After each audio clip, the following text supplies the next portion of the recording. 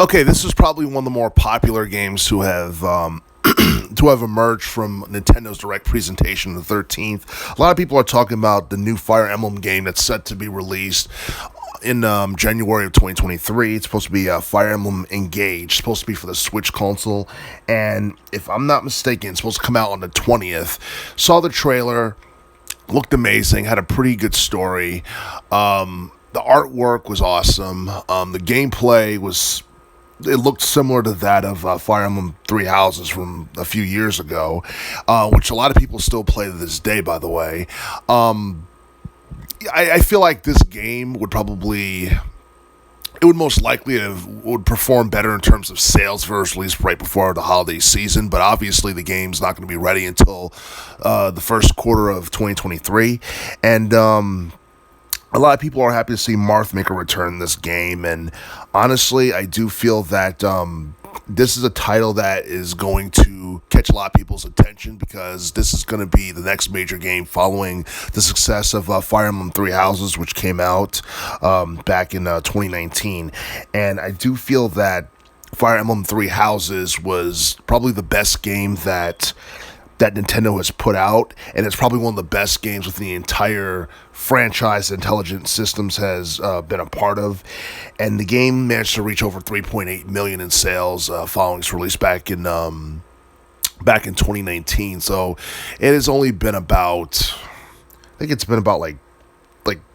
4 years since Fire Emblem Three Houses came out, and that's pretty good because back in the 90s and like the 2000s, like Fire Emblem series was not really doing too well in sales. Not to say that the games from the past were not good or anything, but it's just that a lot of people weren't into RPGs as much as they are in this day and age, especially like from the 90s and the 2000s for the most part. And you look at popular Fire Emblem titles from the 2000s, a lot of people remember Blazing Blade and Radiant Dawn and all that. And from the teens decade, a lot of people remember Fire Emblem Awakening. And